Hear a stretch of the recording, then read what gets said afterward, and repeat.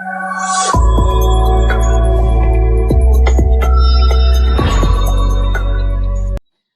and welcome, ladies and gentlemen. Welcome to Nirmal. I'm Hiral Dadia. We have Sangeeta Prasad, MD and CEO at Mahindra Lifespace Developers joining in. Sangeeta, overall, we were just chatting before the episode as well with regards to how is COVID really impacting.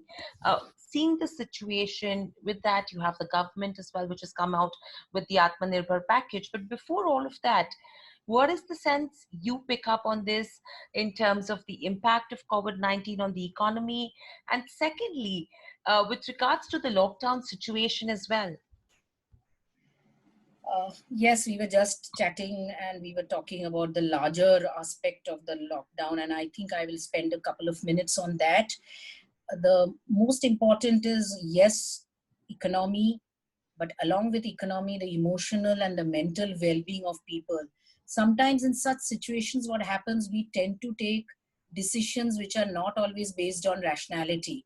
So I know I should not move out, but I want to move out because my family is somewhere else. And that's the predicament we are seeing in our country today, where so many migrant workers who may be finding it very, very uncomfortable to stay put, even if they think they are safe. And the developers like us are willing to take care of them. In the last couple of months, many of us, and I would say humbly, it's our duty to take care of people who have been serving us.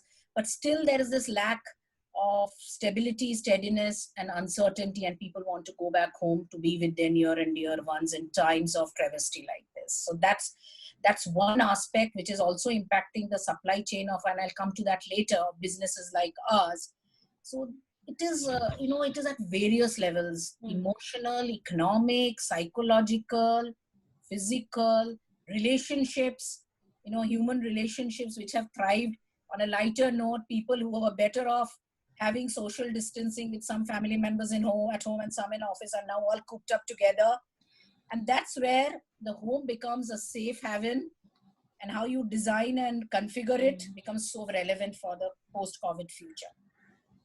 Absolutely, a very interesting point that you made, Sangeeta, because I think the ones who have been living together, probably even in joint families, are the ones who are actually surviving and not, actually open to anxiety, stress, depression. Because the ones who are living nuclear right now, we hear of so many cases that have come up with regards to the anxiety levels that have increased, the depression that has increased amongst these people. But that's a probably silent pandemic that could be taking its course as well while we talk about COVID.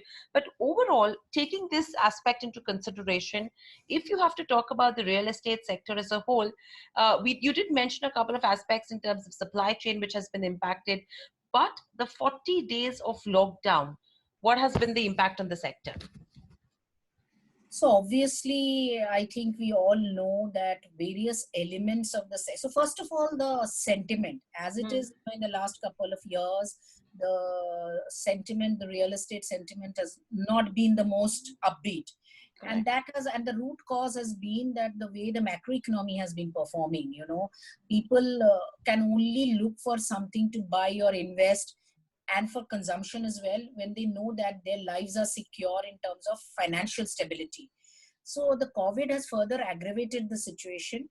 People are feeling uncertain that whatever resources I have, do I not conserve them rather than use it? So that's the negative side of it.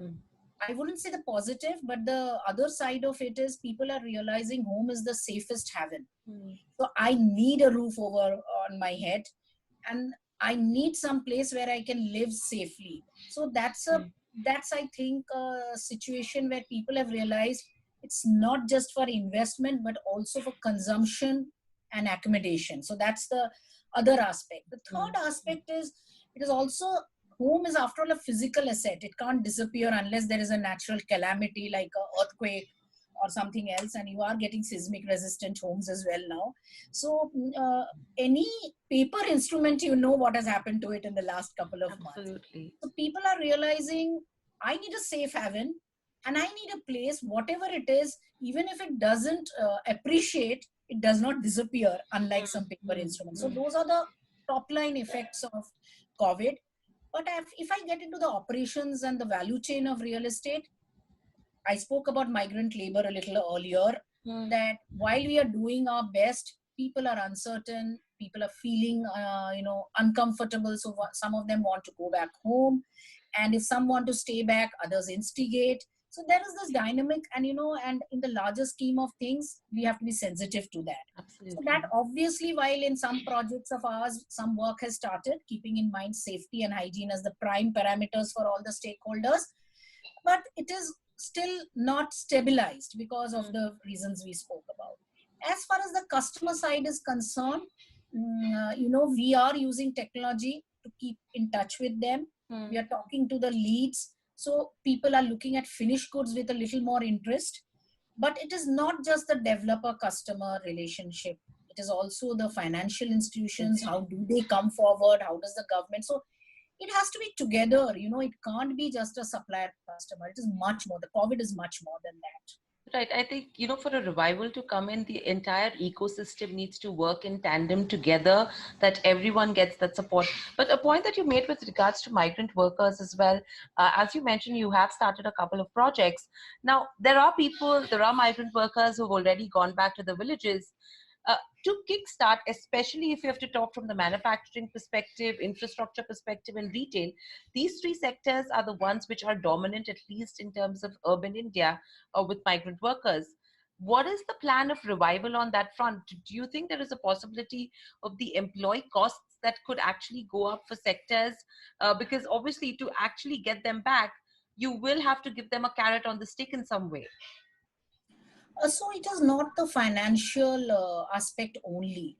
It is also the infrastructure aspect of, that is why the government has come up with this rental Hmm. scheme for affordable. We have not yet got the notification with details.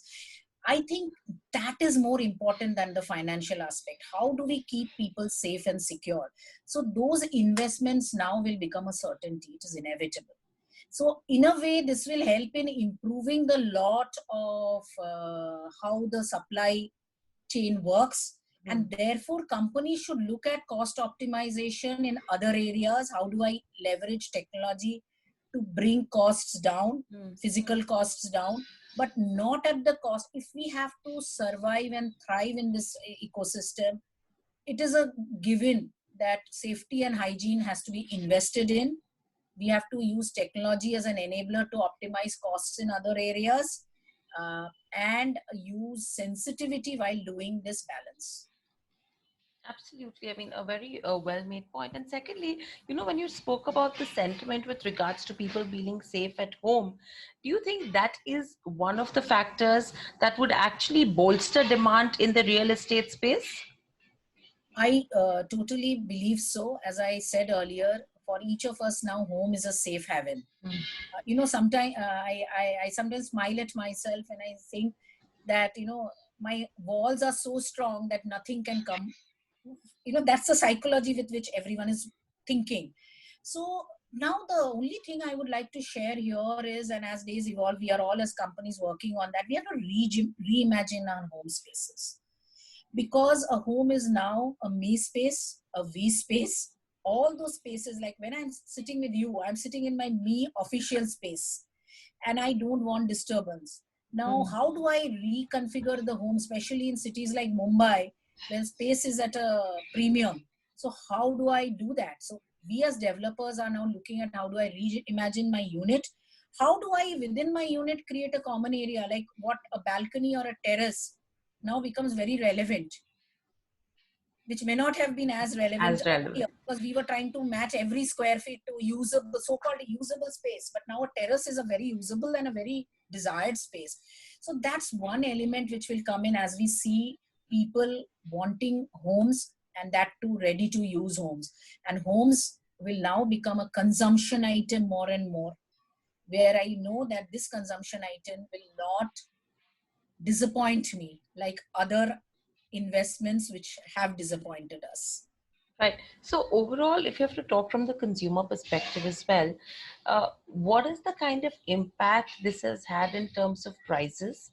And where do you see prices moving from here on? Because right now everyone's talking of that probably home buyers could be at an unprecedented advantage to negotiate good deals or ready to move in options, because the inventory is also pretty immense, right? I mean, we're sitting on a good pile of inventory in terms of ready to move. In fact, I was talking to someone from the unorganized space as well, who said that we're ready to give almost 20 to 25% discounts if people are coming in with ready money.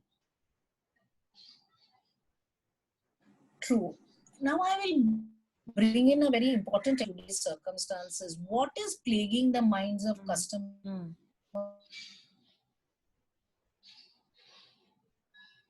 today Mm, is uncertainty. Most important thing people look at is when I'm doing a lifetime investment is trust and transparency.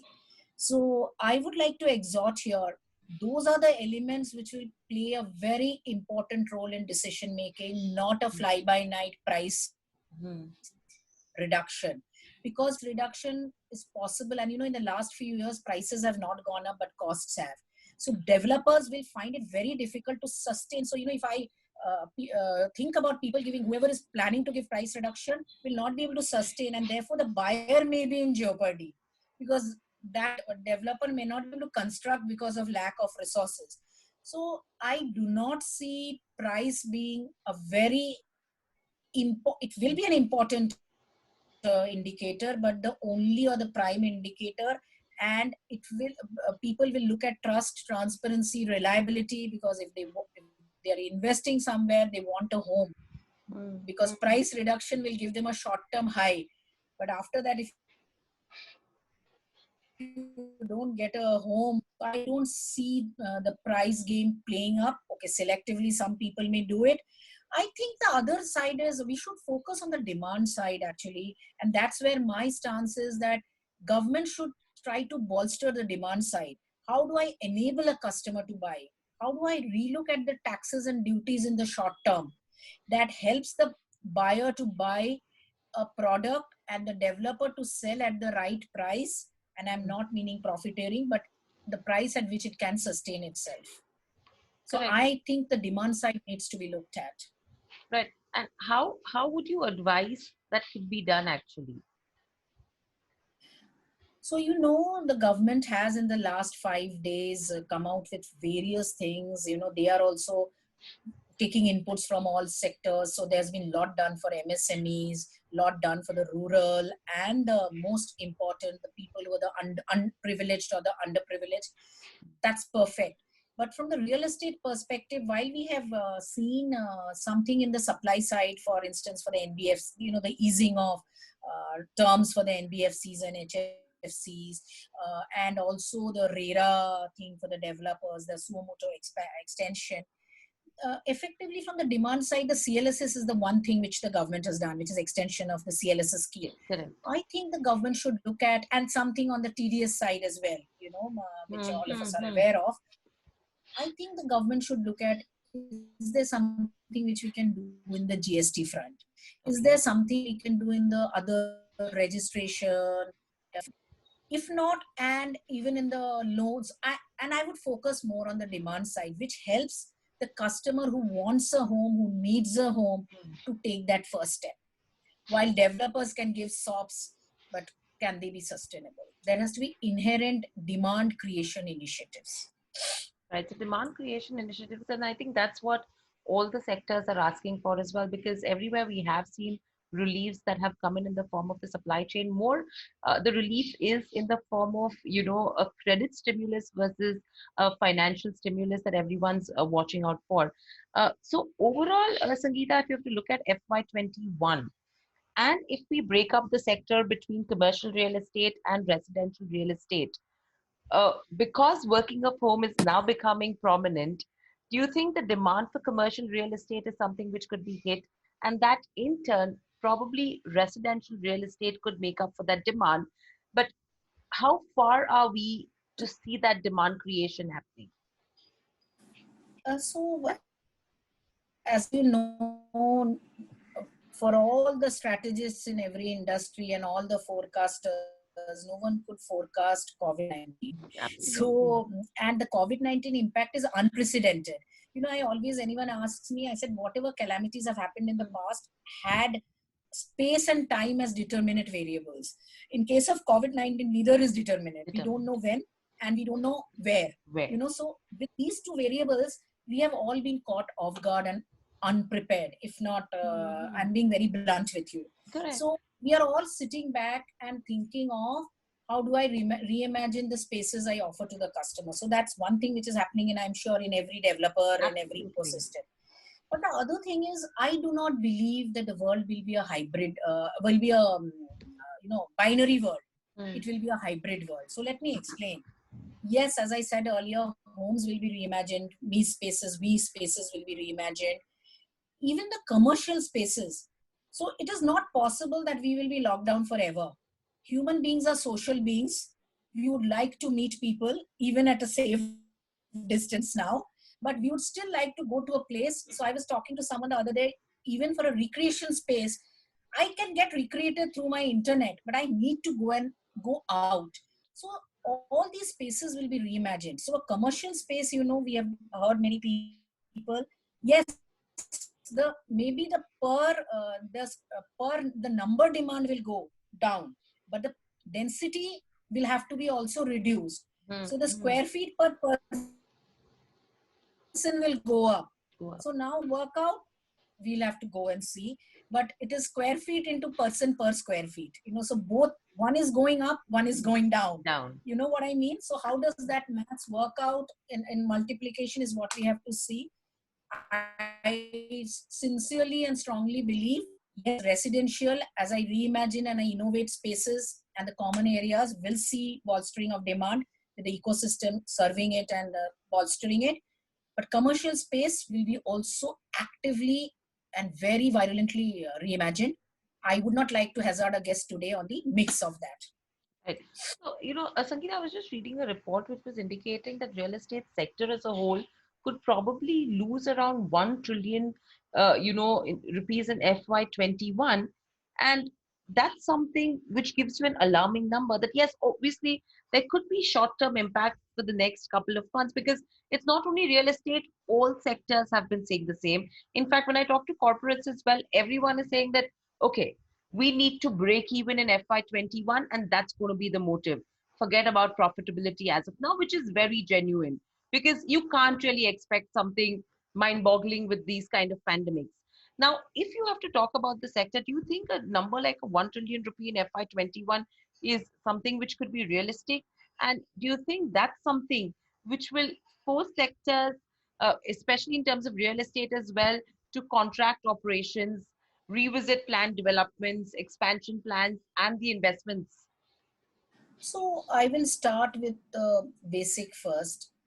You are right. This is the time to think about surviving, both economically and existentially, for all of us as individuals and organizations. So the first thing focus will be on surviving and therefore cash conservation. How do I ensure that I don't do things which are both from a manpower, admin, how do we optimize resources Mm, there? How don't we, for instance, today we will not go and do these offsites and trainings. It would be stupid because we can't do it.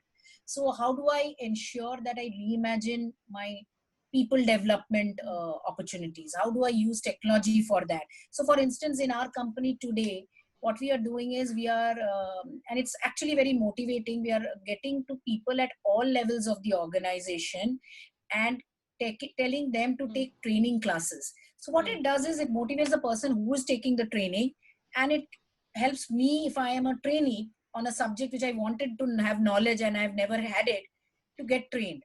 mm, So mm, I'm giving a very simple example to prove a point. So how can I do things on my own? How do I use my employee resources to do things rather than outsource those resources? So mm, if I have to come out with a creative, can the employees sit together or offsite, remote, and design a creative? We mm, don't need to go to a outside agency. So these are the type of things each company in its own way is doing. How do I utilize the existing resources? How do I conserve cash And when Hmm. I'm looking at buying land, say, how do I work with the landowner? Because it's not only real estate which has been impacted, everything has been impacted. So everyone is reimagining and rethinking. How do I contract better terms and conditions which Hmm. is win-win and Hmm. which is not one-sided? So those are the type of things. How do I ensure that transactions are not upfront cash, but Hmm. it is structured? Because the other party may be willing, because the other party also needs business. So these are the elements which will happen. As far as the 1 trillion is concerned, I don't know, Hmm. people come up with these forecasts. I would rather think, I would advise my friends in real estate, including ourselves, look at your internals. Look what all you can do to deliver better service to your stakeholders. And that's what each of us should be focusing on. And how do you use this to convince, assure your customers that the home you are buying is a very safe buy. It will keep you safe. It will not disappear unless the world collapses physically. That is what I would say. I would refrain from commenting on the 1 trillion. Hmm. Uh, I'm sure experts have done it. I'm sure. So overall, anything that you could give us in terms of the business impact that you could see? I know it's too early to even assess as to how much, will be lost in terms of sales because I mean, the question is basically when are you expecting normalcy to return? Because I'm sure that the first 3, 4, 5 months obviously will not be able to recover for all businesses in the latter part of the 6 months. But when are you expecting normalcy to return to real estate? So it's not just, again, I don't think real estate is an island. So, it is based on various things. The first thing I would like to highlight here is there's humongous work happening for the vaccine and the antibody, lot of work. I Mm-hmm. think we really need to observe those progresses. And that is not only for real estate, for the overall economy and the ecosystem, because a lot of people are looking at that. So that's one very big element. The second, because that will determine how people will feel assured and confident of. The second is, we have to observe what's happening, as we were discussing earlier to this telecast, is the aspect of how people conduct themselves as lockdown gets relieved and released. What is happening? How companies are responding to jobs and pays.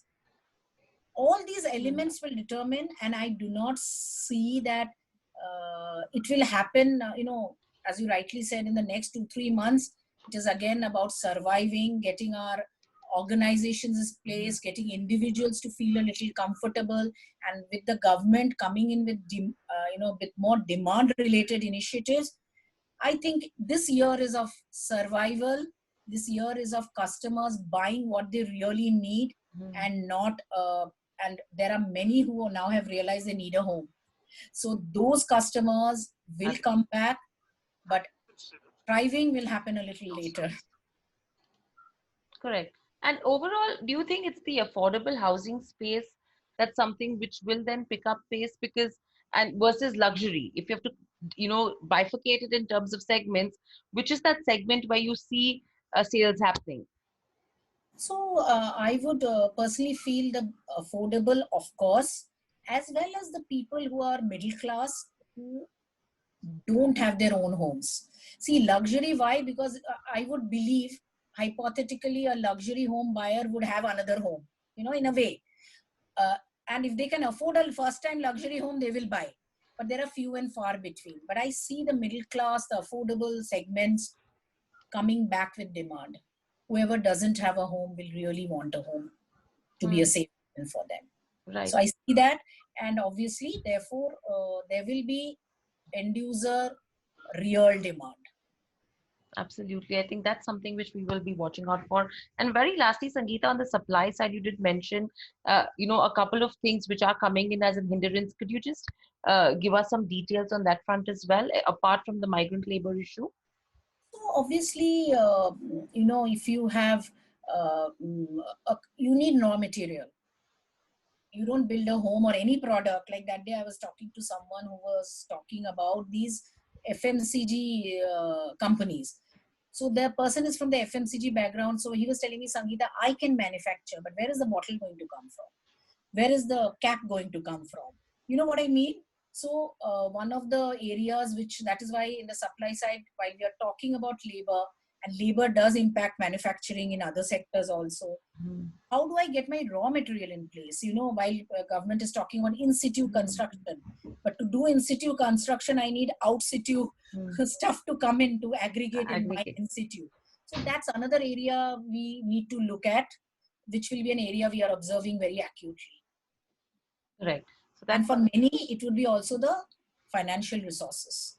right. An interesting point made on this front as well. And Sangeeta, anything that you would want to tell the investors as well as people across as well on the back of COVID? The only thing I would like to say, which I said in the beginning, real estate is not an island as any other industry. So we'll have to, this is the time when competitors, suppliers, customers have to all collaborate and look at a cohesive and collective solution, because no one will win alone in this. That's my only Right. message. I think Sangeet, I mean, very well said. The competition bit needs to turn to co-opetition amongst everyone to survive this pandemic together. Very well said and well put up, Sangeeta. Thank Thank you you and for stay joining us. safe. You too, stay We safe. It was look great to have a conversation with you as well. We will come back to you once things improve to see, what's happening around as well. Thank you very much.